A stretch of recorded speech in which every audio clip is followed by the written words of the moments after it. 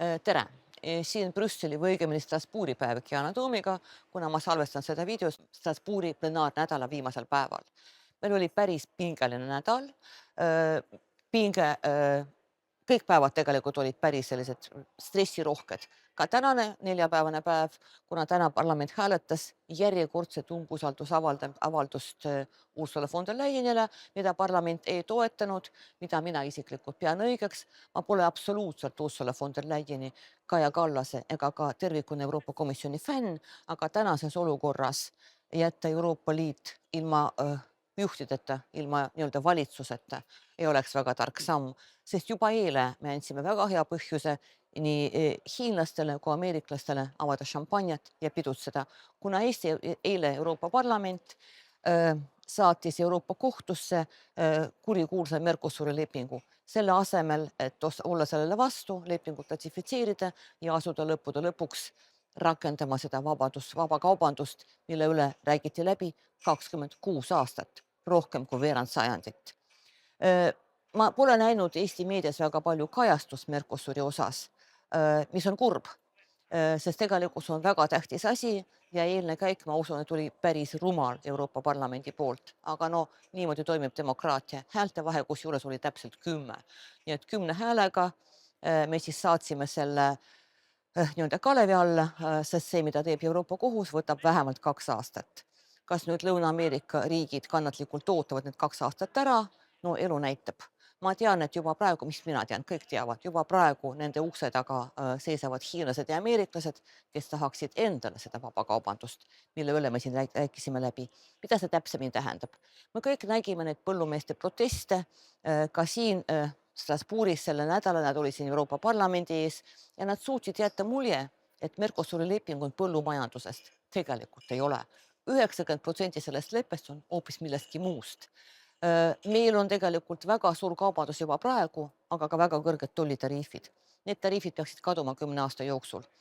Me saaksime ligipääsu riigihangetele Lõuna-Ameerikas. Mercosur, ma tuletan meelde, see on peaaegu terve Lõuna-Ameerika, terve punt riike, kes oleksid nõus ja kes tahaksid meiega kaubelda.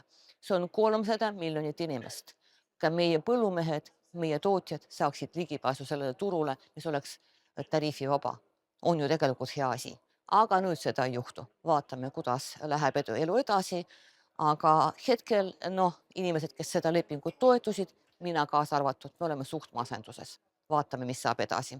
Aga kõik pole nii halvasti, sest teisipäeval Euroopa Parlament päris suure häälte enamusega, 420 poolt, 200 millegagi vastu, toetasid minu raportit, mille nimi on õiglase ülemineku direktiiv. Mul on väga hea meel selle üle, ma pean tänama Eesti kolleegi, kes raportit toetasid, need on siis Sven Mikser, Marina Kaljurand, Jüri Ratas ja Jaak Madisson. Ma tänan ka Urmas Paeti, kes raportit ei toetanud, mis on arusaadav, kuna ta on Reformierakonna ehk valitsuserakonna liige ja see erakond kuidagi ei saanud toetada raportit, mis selgelt ütleb, et me põrusime oma õiglase üleminekuga täiega, aga tema jäi erapooletuks. Vastuhääletus üks eestlane, kelleks on Riho Terras, ma saan aru isa tunnetest, kui sinu poeg on istuva valitsuse minister, no sa ei saa minna sellega vastuollu. Ja seal on veel üks asi, muidugi veel üks argument, mille Riho mulle välja ütles, on see, et liiga palju seadusandlust. Me peame vähem võtma vastu seadusi. See on minu meelest väga primitiivne, mitte ainult härra Terrase, vaid ka teiste kolleegide puhul arusaam asjadest, et niinimetatud simplification ehk lihtsustamine tähendab seda, et Euroopa Parlament lihtsalt istub 5 aastat ja mitte midagi ei tee. Sest kui me ei taha võtta vastu uusi seadusi, siis mu küsimus on, mille eest me saame raha. No siis lähme lihtsalt laiali või vähemalt jätame palga sinna, kus ta on, kui me ei tee tööd. Selle direktiivi puhul, selle mõte on see, et me peame me ei tohi lasta juhtuda sellel, mis on praegu sisse kodeeritud järgmise MFF-i ehk 7-aastase eelarveplaani, et sealt ei tule enam õiglase ülemineku rahastust. Mida see tähendab praktiliselt? See tähendab, et Ida-Virumaa piirkond enam Euroopa raha ei saa. Kuigi rääkida sellest, et meil toimus õiglane üleminek, oleks ikka väga rumal ja ülioptimistlik. Ei toimunud. Me kaotame väga palju töökohti, me kaotasime juba väga palju, kaotame ka edaspidi. Me pole loonud nende kõrvale või nende asemele uusi töökohti sellises mahus, nagu oleksime pidanud.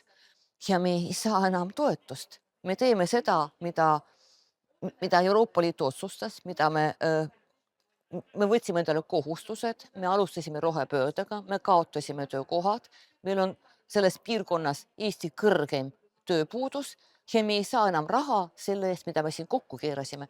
See ei pea niimoodi olema. Nii et esimene asi, mis selles raportis on see, et õiglase ülemineku rahastus peab jätkuma. Teine asi on see, et inimesed, kellel tehakse ümberõpet, peavad saama seda ümberõpet töö ajal ja nad peavad selle eest saama ka tasutud. Ehk siis sa oled nii-öelda tööl, sa töö ajal saad ümberõpet. Et kõik plaanid, kõik rekonstrueerimised, muud ümberkorraldamised peavad toimuma töötajate esindajate nõusolekul ja kaasosalemisel ja nii edasi ja nii edasi. EPP ehk Rahvapartei üritas ära tappa, kui ma ütlen nagu selgesõnaliselt, kõik seadusandlikud osad selles raportis, aga see neil päris hästi ei õnnestunud. Nii et mingid asjad ikka jäid sisse, mis hakkab juhtuma nüüd. Euroopa Komisjon töötab, peaksid selle aasta teisel kvartal juba tulema välja dokumendiga, mille nimi on Quality Jobs Roadmap ehk siis kvaliteetsete töökohtade kaart, ütleme niimoodi, terve kogum igasuguseid direktiive, nii et nad peavad praegu võtma arvesse selle minu raporti ja sellest lähtuma, kuna see on see formaat, mis seda eeldab. Nii et ma väga loodan, et see töö kannab vilja ja kuskil aasta pärast, ma loodan optimistlikult kuskil aasta pärast, seda ka võetakse vastu. Nii et kõik pole nii halvasti, kuigi praegu me oleme väga turbulentses maailmas ja kuna iga päev toob uudiseid, reeglina halbu uudiseid, vaatame, millest me räägime juba järgmine nädal. Seniks aga püsige terved ja nägemist.